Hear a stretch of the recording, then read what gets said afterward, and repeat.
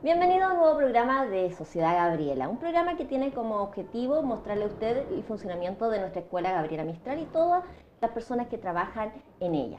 En esta oportunidad vamos a hablar del programa de integración escolar y para ello hemos invitado a dos personas que están en cierta forma, saben todo el teje-maneje del programa de integración escolar. Es Romina, quien es la coordinadora de PIE de aquí de la Escuela Gabriela Mistral, y Karim Palma, que es el psicólogo del programa PIE, ¿cierto? Exactamente. Ya, para informarles, vamos a hacer esta conversación para tratar de dejar todas las dudas, manejar todas las dudas que usted puede tener en su casa con respecto a este programa de integración escolar. Muchas veces a lo mejor usted cuando venía a la escuela ha visto profesoras que andan con un delantal morado, ¿cierto? Entonces dirá, oye, estas profesoras, ¿por qué andan identificadas así? A lo mejor es porque ellas son profesoras diferenciales que trabajan en el programa PIE. Y Romina, me gustaría un poquito que les explicara a las personas en qué consiste este programa y por qué existe en realidad. Bueno, el programa de integración escolar PIE, como muchos lo conocen, lleva ya bastantes años instaurado en nuestra escuela. Hoy en día somos un equipo grande y consolidado que tenemos como principal objetivo lograr aprendizajes de calidad en los alumnos que presenten necesidades educativas especiales, sobre todo aquellos estudiantes que a veces por la situación de vulnerabilidad en la que estén, también necesitan ciertos apoyos. Y de acuerdo a los diagnósticos en los que ellos presenten, hay ciertas intervenciones que son específicas y eso lo maneja toda la educadora diferencial que tiene en este caso el grupo curso. Hablemos un poco de las necesidades educativas especiales. Las necesidades educativas especiales la pueden presentar todos los niños, ¿cierto? A diferencia a lo mejor como era antes, que solamente a lo mejor había problemas cognitivos, de aprendizaje. En realidad pueden presentar todos los niños, tengo entendido. Sí, bueno, todas las personas en algún minuto de nuestra vida presentamos necesidades educativas especiales. Hay unas que son permanentes, que se van a mantener por un largo tiempo, incluso por toda la vida, y hay otras que son transitorias, por un periodo de corto tiempo, por lo general son 2 años, y acá a veces está ligado a la parte emocional. De hecho, hay muchos niños que sin tener un diagnóstico en algún momento del año se les dificulta alguna materia y ahí se puede hablar de una necesidad educativa especial. Ya a veces ocurren ciertos eventos en la familia, por ejemplo, la muerte de algún familiar o la separación de los padres, el cambio de una ciudad a otra y le afecta mucho en la parte emocional a los niños y obviamente se empieza a producir también a veces dificultades para la concentración o para aprender. También podemos hablar ahí de que puede suscitarse alguna necesidad educativa especial. Y estas deben ser diagnosticadas para saber de qué tipo de necesidad educativa se está hablando, cuáles son las implicancias y qué tipo de intervención se le va a dar al estudiante con el fin de que pueda superarla y si es transitoria, tener, como decía adelante, un plazo de 2 años para que el niño pueda ser dado de alta y supera esa dificultad, pueda aprender de forma autónoma. Y los niños que tienen alguna necesidad educativa permanente, bueno, van a estar un poco más de tiempo, quizá toda su escolaridad dentro del programa, recibiendo los apoyos del equipo PIE. Y ahí en el diagnóstico entra a jugar un papel fundamental acá el psicólogo. Cuéntenos un poco acerca de cómo se puede diagnosticar o cómo es el procedimiento para poder diagnosticar a un niño y cuál es la importancia de ello. Bueno, dentro del trabajo que se realiza con los niños en particular, no soy simplemente yo el que trabaja y que en el fondo hace los diagnósticos, ¿ya? Aquí hay todo un equipo de trabajo. Puntualmente acá tenemos también una fonoaudióloga, tenemos también un kinesiólogo y yo que soy el psicólogo del programa de integración escolar. Y en conjunto, en algunos casos, nosotros hacemos el diagnóstico, pero los procedimientos típicos que se establecen bajo la normativa del decreto 170, ya que nosotros como programa de integración estamos normados bajo ciertos decretos, bajo ciertas leyes que en el fondo nos enseñan o nos explican cómo nosotros tenemos que hacer los procedimientos. Existen procedimientos que están estipulados y el primero de todo es que el niño en una primera instancia presenta algún tipo de necesidad educativa. O sea, por ejemplo, llega un niño primero básico o segundo básico puntualmente y el niño empieza a presentar una serie de necesidades educativas que se refleja principalmente en su rendimiento académico. La profesora, ¿verdad?, del curso considera esta conducta o este rendimiento y hace pequeñas adecuaciones, pequeñas, ¿verdad?, estrategias para poder compensar esta dificultad. Si esas estrategias que la profesora ocupa no dan abasto o no superan la necesidad del niño, evidentemente al final de año ella diría, ¿no es cierto?, sabes que yo apliqué una serie de estrategias y sin embargo a pesar de ello no tuve los resultados que esperábamos, entonces probablemente el niño tiene alguna dificultad mayor que haya que evaluar. Entonces la profesora especialista toma al niño, aplica una prueba, ¿ya? En base a esa prueba ella determina, por ejemplo, si el niño presenta algún tipo de dificultad psicopedagógica propiamente tal, o en su defecto hay algún tipo de diagnóstico a la base que pudiese, por ejemplo, explicar la necesidad que presenta el niño, que pudiese ser algún tipo de discapacidad intelectual o algún diagnóstico neurológico, por ejemplo, que esté a la base. Como la profesora no es la especialista, pero sí tiene muchos recursos de conocimientos para poder más o menos visualizar cuál sería la problemática o la hipótesis diagnóstica, deriva, ¿no es cierto?, en este caso puntual al psicólogo. Ella me comunica y me dice que en base a las pruebas aplicadas, en base a las desviaciones estándar que estas pruebas tienen, ella dice que lo más probable es que pudiese configurar algún otro tipo de diagnóstico. Entonces, para poder confirmar ese diagnóstico o en su defecto descartarlo, lo deriva al psicólogo. Y en ese caso puntual, yo lo tomo al niño, ¿no es cierto?, y empiezo a aplicar las pruebas que están estandarizadas y que están normadas bajo el decreto. Que hay una serie de pruebas para diferentes tipos de diagnósticos. Bueno, y en ese procedimiento uno aplica entrevista con el niño, a rato aplica entrevista con la profesora especialista, con la profesora de aula, también entrevista con el apoderado y aplica las pruebas que están normadas, en este caso con los niños. Y en base a esas pruebas, que arrojan un resultado, no es un resultado que típicamente diga el psicólogo lo diagnosticó con un grado de discapacidad, o el psicólogo impresionó y dijo que tenía esto, y eso también es muy importante poder aclarar a las personas en la casa. Nosotros como psicólogos no actuamos de forma chamanística, ni mucho menos actuamos de forma, claro, adivinando las cosas o tocando al niño por arte de magia. Nosotros ocupamos instrumentos validados.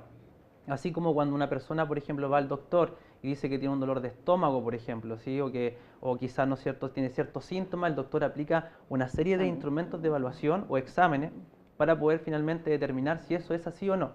En el caso del psicólogo hacemos exactamente lo mismo, ¿ya?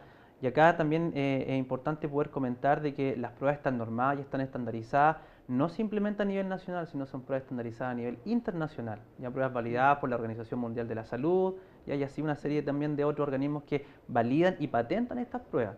Ya son pruebas que... ¿sí? En el caso de la evaluación psicopedagógica, que es previa a pasar al psicólogo, también son pruebas estandarizadas, por lo general son pruebas extranjeras digo, pero que deben ser validadas en Chile. Tampoco es que la profesora hizo ella una prueba informal, que a veces sí nos arroja información importante, pero para efectos legales y de dar respuesta ante el ministerio, porque los niños mantienen su carpeta con documentación, con toda la información de las evaluaciones que se realizan, también deben ser validadas en Chile.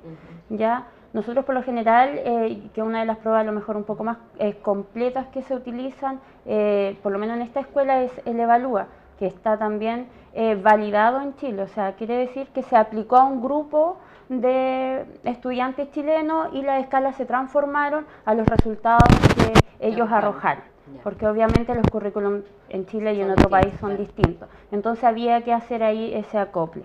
Ya posteriormente a eso nosotros vemos que las dificultades son superiores a lo que es netamente aprendizaje, que a veces hay sospecha de que la parte ejecutiva puede estar con algunas dificultades, o a lo mejor la parte motriz, o la parte de memoria, de atención, de razonamiento. Nosotros decimos ya esto no es una necesidad transitoria. Yo necesito una visión un poco más especializada y ahí derivamos al profesional que sea competente en esa área. Si necesitamos una psicometría, al psicólogo. Si a lo mejor el niño presenta dificultades en el lenguaje, como nos pasa en prebásica, nosotros derivamos a la fonoaudióloga, que hace la evaluación ya especializada y nos puede determinar si hay un trastorno específico del lenguaje, ya sea mixto, comprensivo o expresivo. Y ya también al psicólogo en las otras áreas. Un tema también importante poder aclarar es que nosotros como psicólogos, bajo nuestra facultad que nos entrega nuestra profesión, solamente tenemos la potestad legal, por decirlo de alguna forma, de poder diagnosticar, o sea, nosotros diagnosticamos, nosotros determinamos el nivel de discapacidad intelectual que un niño pudiese tener, ¿ya? Bueno, el tema del concepto de discapacidad hoy es un tema también un poco controversial, porque en realidad, en estricto rigor, las pruebas no señalan que el niño tenga una discapacidad, sino que tiene un rendimiento bajo la media. El concepto de discapacidad lo ocupa educación principalmente, ¿sí? Pero se ha podido descubrir que la discapacidad intelectual no es algo que sea permanente. El niño puede presentar discapacidad ahora, pero sin embargo en un tiempo prolongado pudiese superar ese grado de discapacidad. Por eso es importante ahí el trabajo de... Y de hecho se observa bastante, o sea, las psicometrías que se aplican en educación, que son por parte del psicólogo, se hacen cada 2 años. Y hay casos en donde hay un súper buen apoyo de la familia, del profesor, se hace realmente un trabajo en general en conjunto. En los inicios el niño parte a veces con una discapacidad intelectual leve. Pasan estos 2 años de intervención, vuelve a reevaluación con el psicólogo y a veces el niño ya avanzó a un funcionamiento intelectual limítrofe. Y hay niños que han después emigrado a normal lento, incluso ya han estado en normal promedio y han sido dados de alta de esta necesidad, que en su minuto era permanente. ¿Por qué? Porque es posible que se mantenga en el tiempo. Pero por mencionaste algo importante y que tú igual el apoyo de la familia. O sea, por ejemplo, si ustedes diagnostican algo, primero tienen que confiar en ese diagnóstico. Es como decirle al apoderado, acá son profesionales, confíen en este diagnóstico y también el apoyo para que logren esta superación. Lo que pasa es que, bueno, el tema también del diagnóstico en sí, y considerando que tenemos niños que están en pre-básica, básica, ¿verdad? El contexto de estimulación que se genera en el hogar es muy importante. Las evaluaciones psicométricas puntualmente para evaluar el rendimiento cognitivo de un niño se sitúan en diferentes áreas. Por ejemplo, se evalúa memoria, atención, concentración, lenguaje, psicomotricidad, que son las funciones básicas que el cerebro necesita para generar funciones ejecutivas. O sea, para que yo ahora pueda estar hablando y entregando este tipo de respuestas, tengo que ocupar una serie de funciones cognitivas, una serie de funciones mentales que hacen que finalmente yo pueda generar la praxia, ¿ya? O la acción de poder contestar tu pregunta. Hay niños puntualmente que tienen dificultades en ciertas áreas cerebrales, en ciertas capacidades cognitivas, que se les dificulta las praxias, la acción de alguna respuesta, la acción de alguna respuesta motriz, por ejemplo, o intelectual.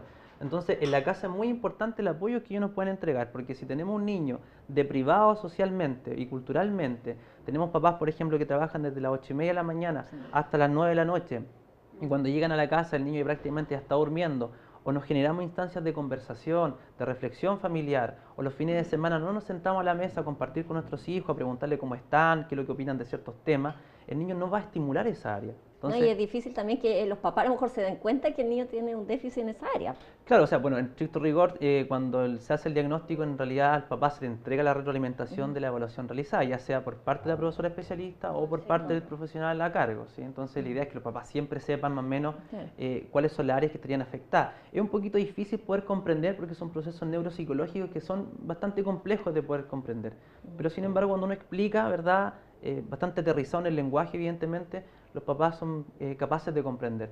Pero en realidad parte por eso, por un tema de motivación a querer compartir, ¿sí? A querer generar instancias familiares y la contención familiar es muy importante para poder... Además, en ese punto, aparte porque ustedes hacen un diagnóstico, ¿cierto? Pero después, por ejemplo, el tratamiento en sí, eso a veces se tiene que hacer o en CEFAM o en hospital, y eso también es importante que el apoderado tome un compromiso con respecto a eso, porque a veces no, yo creo que no, a lo mejor dicen, no, con lo de la escuela nos quedamos, o algo así. Es muy buena tu pregunta, porque, a ver, también es necesario que la gente pueda comprender también en el hogar, de que, si bien es cierto, somos psicólogos, ¿ya? Pero en psicología hay ciertas especialidades, ¿ya? O hay cierto enfoque en base a nuestro rol que nos toca cumplir. Yo acá en el colegio cumplo un rol de psicólogo educacional, enfocado principalmente en el tema de los aprendizajes y el currículum, propiamente tal, que es lo que nosotros vemos, ¿ya? Cuando el niño presenta algún tipo, por ejemplo, de problema emocional que gatilla finalmente su bajo rendimiento, porque igual eso se hace en la evaluación, cuando el niño presenta un nivel cognitivo inferior a su edad y se le aplica una psicometría y sale con discapacidad, es porque el niño no tiene ningún otro antecedente, por ejemplo, que pudiese estar gatillando ese grado de discapacidad. Por ejemplo, nos encontramos mucho con situaciones familiares complejas, papás que se están separando, situaciones de duelo en el hogar, por ejemplo, donde el niño presenta sintomatología emocional. Y esa sintomatología emocional hace que el niño tenga un menor rendimiento a nivel académico. Si nosotros, como personas adultas, estamos pasando por situaciones o crisis familiares complejas, evidentemente no esperemos de que en nuestro trabajo vamos a tener un resultado maravilloso. O sea, vamos a andar afectados, y sobre todo un niño que tiene muchas más dificultades a nivel emocional. En ese sentido, lo que nosotros hacemos como proceso protocolar es poder derivar a los organismos de salud correspondientes, ¿ya?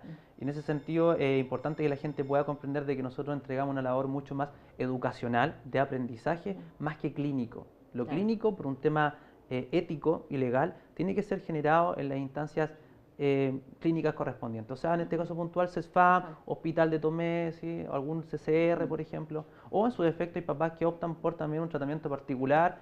Por lo importante que lo tengan. Y lo pueden hacer, sí. Sí. Y ahí ellos igual se van complementando con ustedes, van comunicándose los avances. Sí, mantenemos bastante comunicación con las redes de apoyo, los PPF, los PRM que trabajan con ciertos niños, nosotros también con CESFAM en el caso de los niños que hemos derivado para allá, las orientaciones a la familia también cuando deciden tomar un tratamiento particular o privado, muchas veces los papás lo hacen por el tema de los tiempos. Como trabajan, si van a una consulta de un psicólogo particular, van en el horario que ellos pueden. En el CESFAM le dan una hora estable, eso se les complica. Ahí nosotros siempre tratamos de mantener comunicación para tener la información certera del profesional que está tratando con el niño. También nosotros poder comunicarles a ellos los avances que hemos visto en el colegio, porque después de la intervención que ellos realicen en la parte clínica, obviamente van a haber acciones de niños que debieran cambiar y mejorar. Y eso para ellos es importante conocerlo y eso se hace desde el colegio. Los niños que ingresan a este programa, porque a veces a lo mejor la mamá dice, mi hijo se porta pésimo, va a ingresar a... No, es solamente cuando tienen necesidad de claro, que en este caso influyen en su aprendizaje. ¿Cómo es el ingreso? Porque si bien hay un diagnóstico, ¿pueden ingresar todos los niños cuando tienen problemas? ¿Tienen algún cupo? ¿Postulan? ¿Cómo es la postulación a los niños que ingresan al programa? Mira, en los cursos pequeños no es tan complicado el tema del ingreso, porque obviamente todavía no hay cupos limitados ahí, en el sentido de que no están completos. Ya el decreto a nosotros nos dice 5 niños con necesidades transitorias y 2 niños con necesidades permanentes. Y ahí en las permanentes pueden estar trastorno del espectro autista, discapacidades intelectuales, cualquiera sea su rango, síndromes de Down, ¿ya? Pero principalmente en nuestra escuela, en los permanentes tenemos discapacidad y TEA, ya los trastornos del espectro autista. Y en los transitorios están los TEL, trastornos específicos del lenguaje, los niños con necesidad educativa de dificultades del aprendizaje, ya sea el lenguaje, matemáticas, déficit atencional, funcionamiento intelectual limítrofe, ¿ya? Pero ahora para contestar un poco a tu pregunta, se hace esta evaluación cuando se evidencia que el niño presenta alguna necesidad para aprender. Y acá se ven 2 tópicos. El niño que presenta la necesidad educativa porque le cuesta aprender y el niño que tiene dificultades de la conducta a veces, que no se asocia mucho a las normas de la sala, al comportamiento que se debe tener y lógicamente eso va a influir en su aprendizaje, pero no porque el niño no pueda aprender. Claro. Y esa es la salvedad. Obviamente se hacen las evaluaciones pertinentes y según lo que arrojen las evaluaciones se ve si el niño es posible o no incorporarlo al programa. ¿Ya? Esto lógicamente igual va a depender de la cantidad de cupos que exista en cada curso.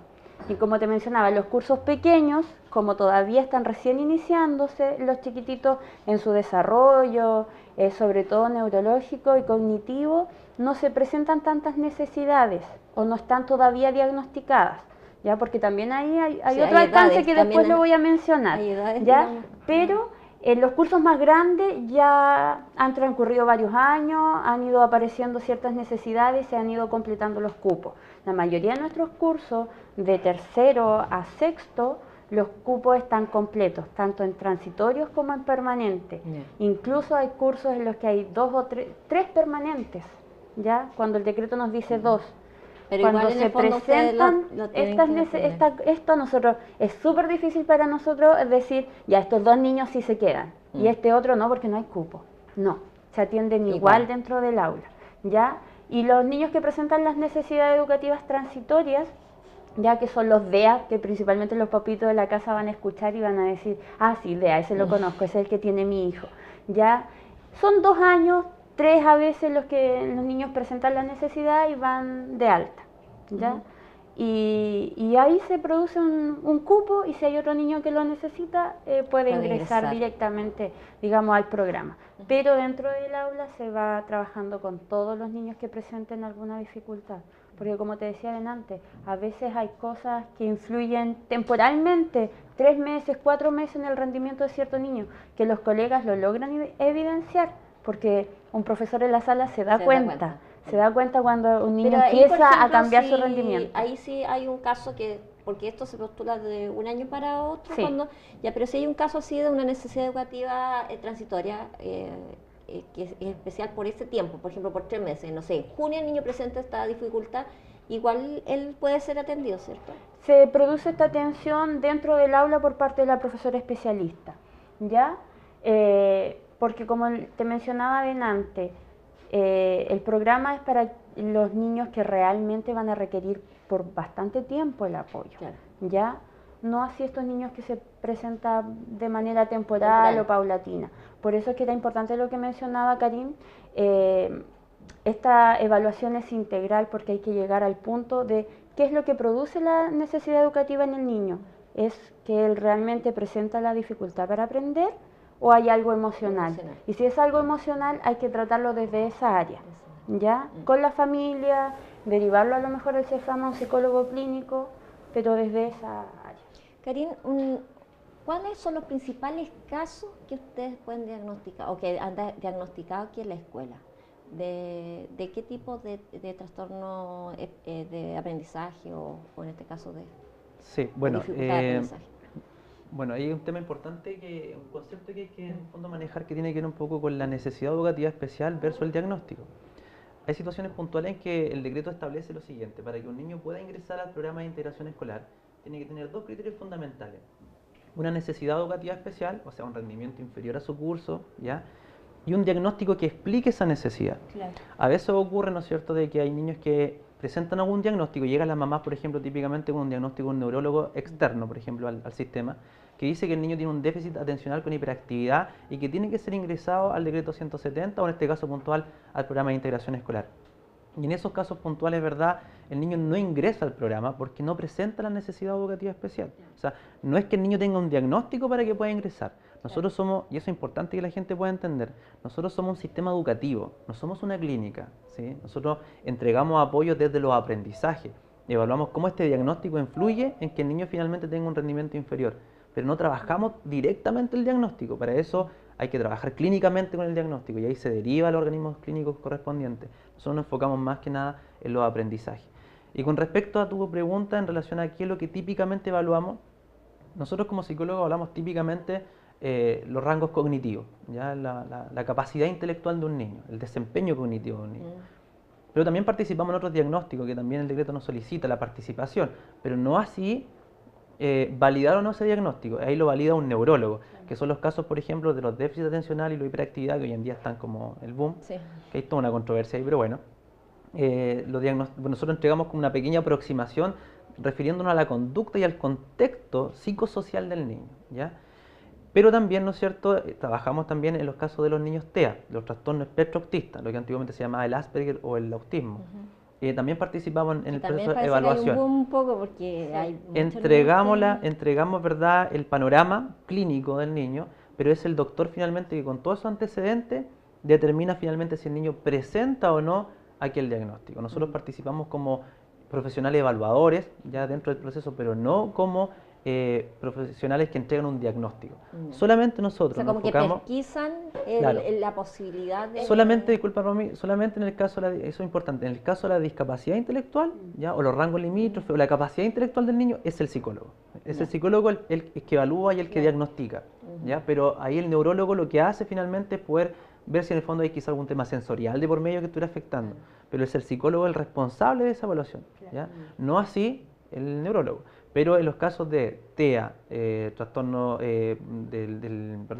hiperactividad déficit atencional, es el neurólogo el que finalmente pone la firma y dice ¿Y ahí de qué? Porque, bueno, aquí nosotros tenemos desde pre-kinder, pero el programa ¿de qué curso empieza a funcionar? El programa cubre niños desde la prebásica, desde pre-kinder. O sea, están incluidos. Esta parte es importante que la mencionemos. Desde prebásica hasta primero tenemos los trastornos del lenguaje, ¿ya? Los TEL. Solamente eso. Cuando el niño cumple 6 años, recién desde ahí en adelante podemos evaluar con alguna psicometría el psicólogo, ¿ya? Bueno, así lo menciona el decreto y es también por una cosa de maduración cerebral de los niños, no es algo antojadizo, ¿ya? Y también el decreto a nosotros nos menciona qué profesionales son responsables de ciertas evaluaciones. Psicólogos de las psicometrías, los déficit atencional, los TEA, del neurólogo y las dificultades específicas del aprendizaje, los DEA, el lenguaje y en matemáticas, la profesora especialista, la evaluadora en este caso, ¿ya? Y dentro de toda esta evaluación integral también participa un médico, ¿ya? Que según cada diagnóstico el decreto especifica qué tipo de médico. Por lo general es un neurólogo. ¿Por qué? Porque yo digo, este niño le cuesta leer, no aprende a leer, no aprende a escribir. Entonces el médico tiene que descartar que haya algo sensorial que esté influyendo en que el niño aprenda. A lo mejor puede haber una hipoacusia o una baja visión. Y no es que el niño no tenga la capacidad para aprender a leer o a escribir, sino que si le pusiéramos unos lentes o un audífono, se soluciona el problema y se acaba la necesidad educativa. Entonces, por eso que para nosotros es súper importante la intervención del doctor también. Y es parte de los documentos que cuando se supervisa debe estar en la carpeta del estudiante. Tiene que ser un médico también que esté dentro de un registro. Sí, tiene que estar validado. Bueno, nosotros como psicólogos y como profesionales del área de la educación tenemos un número de registro por la superintendencia y del Ministerio de Educación principalmente. ¿Sí? Lo mismo las educadoras diferenciales para evaluar. Tiene que estar validado y estamos dentro de una lista validada por el Ministerio de Educación como psicólogo o como evaluador en este caso puntual. Karim, ¿cómo es el trabajo? Porque tú hablabas que, por ejemplo, trabaja el fonoaudiólogo. Claro. ¿Cómo es el trabajo de usted a lo mejor diariamente cuando usted a lo mejor se comunica con las profesoras diferenciales, a lo mejor con el profesor de aula? ¿Cómo hacen que este trabajo en realidad dé los resultados que dan? Porque en el fondo el resultado que ustedes dan, que a lo mejor ustedes también tienen que evaluar, ha sido bastante bueno lo que nos contaba Romina. Bueno, en realidad, a ver, muchas veces, ¿no es cierto?, tendemos a poder prestar la asesoría y la ayuda correspondiente en base a la gravedad del diagnóstico, ¿sí?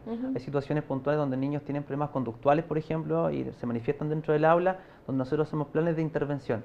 Y dentro de esos planes de intervención está la propuesta, ¿verdad?, semanal o cada 2 semanas o mensual, depende un poco cómo vaya manejando el niño la situación conductual dentro del aula y cómo la profesora esté preparada también para poder compensar esa situación. Nos vamos reuniendo de vez en cuando lo que se llama técnicamente como trabajo colaborativo, ¿ya? Okay. También hacemos otro tipo de reunión también, que también tiene un nombre técnico, que se llama reuniones de equipos de aula. Y ahí trabaja, por ejemplo, la profesora especialista, el psicólogo, toda la gente que trabaja con el niño, inclusive también, o incluyendo también, profesores como de educación física, profesores de artes plásticas, artes visuales, que trabajan también con el niño. Entonces la idea es que en un equipo de aula estemos todos presentes para ver desde qué punto, ya desde mi profesión, desde mi área, yo puedo colaborar con este niño, ¿sí? Muchas veces también se invita a la familia a participar en estas reuniones donde ellos también dan su parecer. A las redes que trabajan con ellos. Las redes también, que trabajamos con salud, nos reunimos con ellos, entonces hacemos un trabajo bastante en equipo. Y finalmente también y el trabajo mucho más específico cuando yo te hablo de fonoaudiólogo, kinesiólogo, a rato en algunos colegios hay terapeuta ocupacional, una serie de profesionales. Trabajamos también en el diagnóstico. Hay muchos casos también donde hay diagnósticos que se llaman multidéficit, ¿ya? Que son diagnósticos más complejos, donde el niño tiene, por ejemplo, algún grado de discapacidad intelectual, algún grado, por ejemplo, de dificultades motoras o motrices, también tiene problemas del lenguaje y otras áreas más neurológicas. Entonces, todo ese conjunto de dificultades que el niño tiene se llama discapacidades múltiples, ¿sí? Entonces ahí, o multidéficit, y ahí tiene que participar el equipo y el kinesiólogo tiene que dar su mirada al respecto para yo muchas veces conectar mi área con el área de él y así vamos trabajando en un equipo.